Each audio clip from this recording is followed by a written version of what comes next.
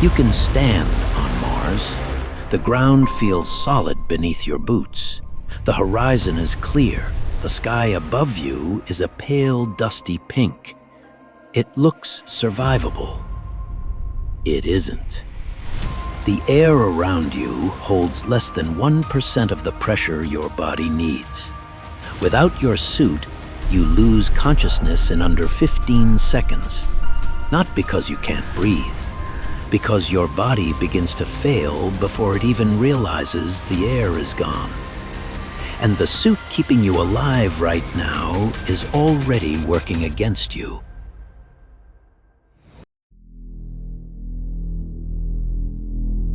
There is a particular quality to the light on Mars that photographs don't fully capture.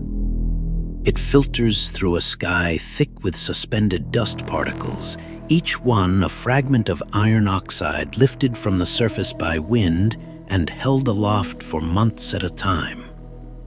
The result is a diffuse, amber-tinted illumination, softer than Earth's light, less directional, casting almost no shadows at midday.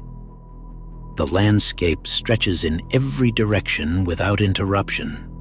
Plains of ancient volcanic rock, ridgelines worn flat by billions of years of erosion, the occasional crater rim breaking the horizon like a distant wall. It looks, in photographs, like somewhere a person could stand and simply look around. NASA's rovers have taken some of the most compelling images ever recorded on another world. Curiosity, Perseverance. The panoramic shots show boulder fields, dust devils in the distance, layered sedimentary rock that tells a geological story spanning hundreds of millions of years. The science is real. The landscape is real. But the moment you shift from observer to participant, the moment you're not looking at the images, but standing inside them, the beauty becomes the most dangerous thing about it. Because Mars looks survivable, and that appearance is a lie.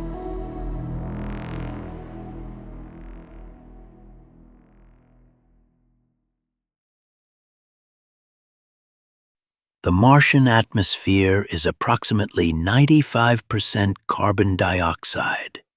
What remains is a thin mixture of nitrogen, argon, and trace gases, none of it breathable, none of it useful to human biology. But the composition is almost secondary to the quantity. There is simply not enough of it. The average surface pressure on Mars is about 600 pascals. Earth's is over 100,000. Your suit handles this. It pressurizes the space around your body, maintains a breathable oxygen mix, regulates the environment inside its shell. Without it, the pressure differential would cause hypoxia and decompression simultaneously, a combination that leaves no time for response. But maintaining suit pressure has a cost. The suit is rigid under pressure. Move your fingers and you are working against it. Bend your arm at the elbow and the suit resists. After an hour of surface work, the physical effort of simply moving, not carrying anything, not doing anything, demanding just walking and bending, produces the kind of fatigue that on Earth you'd associate with hours of manual labor. Reach down to pick up a sample canister and feel the suit fight you. The grip tightens, the glove stiffens. The simple act of closing your hand fully requires deliberate, effortful muscle contraction that the suit does not help with. The environment hasn't done anything yet. You're already tiring from fighting your own protection. The average surface temperature on Mars is negative 60 degrees Celsius. At the equator, at midday, in summer, it can briefly reach temperatures above zero. Those are the warmest moments Mars offers. By late afternoon, the temperature drops sharply. By night, at the poles, it reaches -125 degrees. Your suit handles temperature regulation too. Heating elements, insulation layers, systems that maintain a livable internal climate regardless of what's happening outside. Those systems run on power. Power comes from batteries. Batteries have limits. A planned EVA, extravehicular activity, lasts a defined number of hours.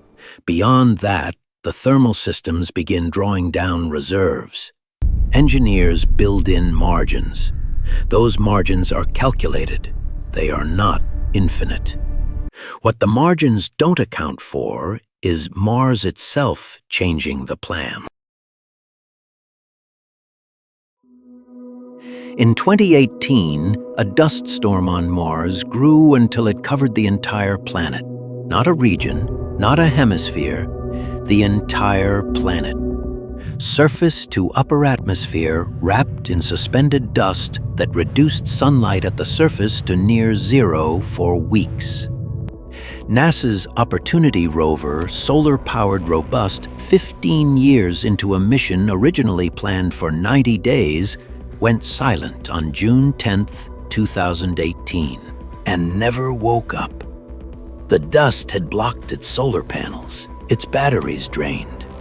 The rover, which had traveled over 45 kilometers across the Martian surface, simply stopped. For a solar-powered machine, that was the end. For a human being dependent on solar-charged systems, a global dust storm is a different kind of calculation entirely. You cannot see the storm coming the way you can see weather on Earth.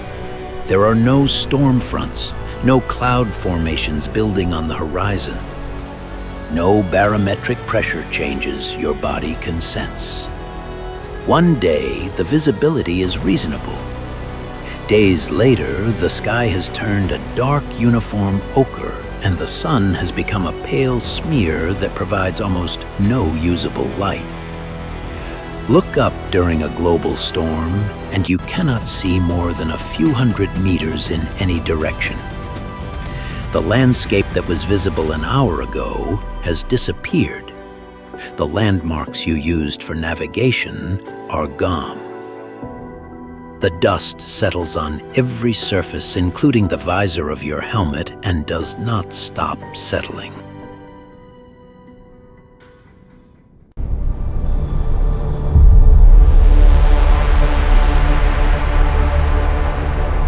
Mars has no global magnetic field.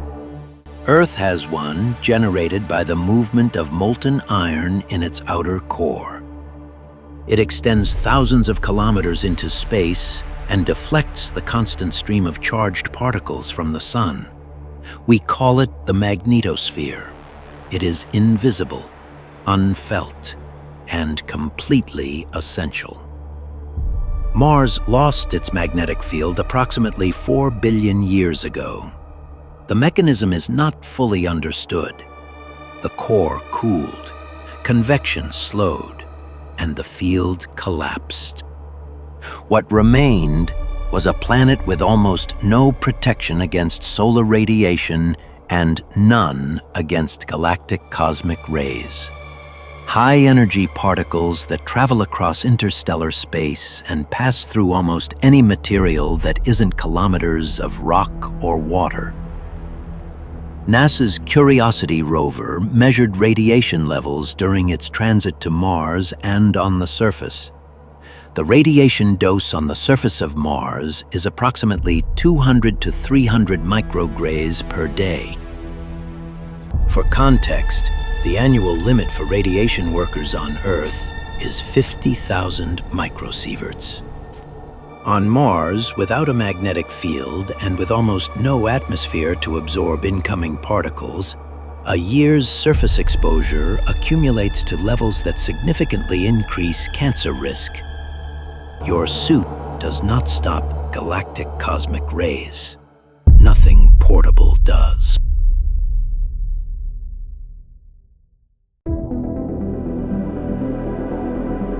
Here is the part that reframes the entire problem. Everything described so far, the pressure, the temperature, the dust storms, the radiation, these are the external dangers. The environmental facts, the things that can be measured, planned for, partially mitigated with the right technology and the right preparation. But Mars does something to the human body that no suit can prevent and no engineering can fully solve.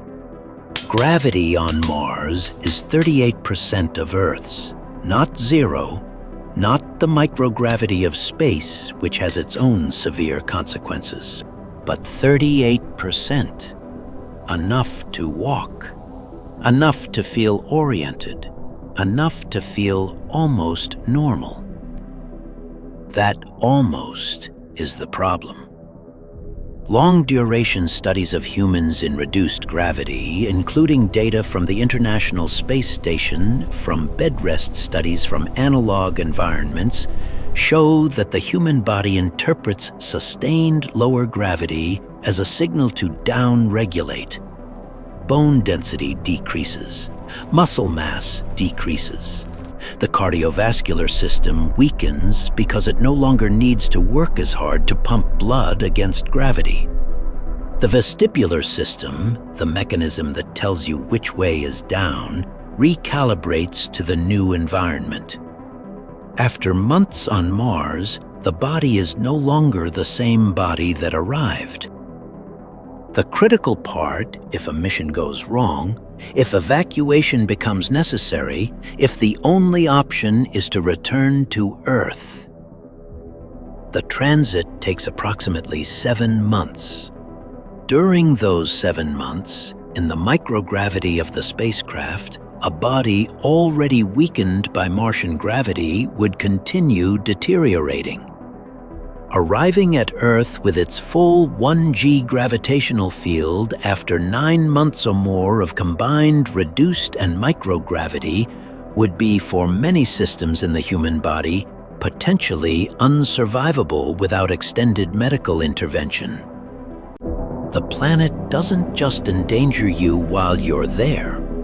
It changes the conditions under which you could ever leave.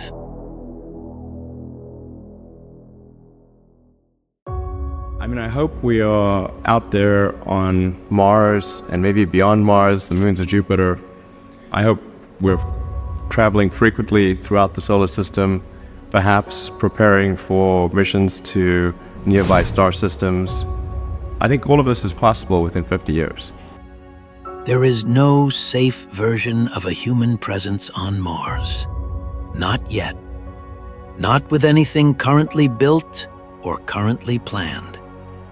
The pressure requires a suit. The suit creates fatigue. The cold requires heating systems. The heating systems require power. The dust reduces power. The dust storms arrive without adequate warning. The radiation accumulates daily and cannot be stopped by portable means. The reduced gravity silently rewrites the biology of anyone who stays long enough to matter.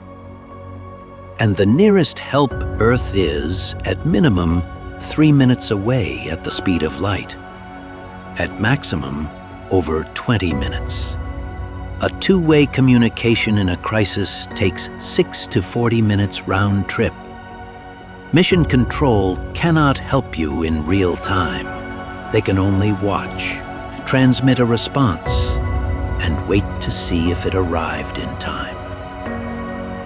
You are not just isolated by distance. You are isolated by physics.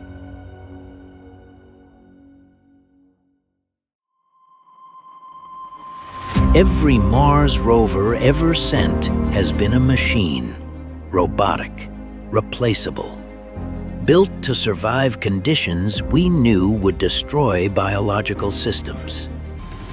Opportunity lasted 15 years. Curiosity is still operating after more than a decade. Perseverance is collecting samples right now. drilling into rock that may contain evidence of ancient microbial life. They do what humans cannot yet do safely: stay. There is a plan in several space agencies and private companies to change that, to send people, to build habitats, to establish a presence that is not robotic and not temporary. The people developing those plans are not naive. They know the numbers. They know what the radiation does. They know what the gravity does. They know about the dust. They are building toward Mars anyway, because the alternative, staying on one planet with one atmosphere, one magnetic field, one chance, carries its own kind of risk. Perhaps that is the most honest thing that can be said about Mars. It is not a destination that welcomes us. It is a test of whether we are willing to go somewhere that does not.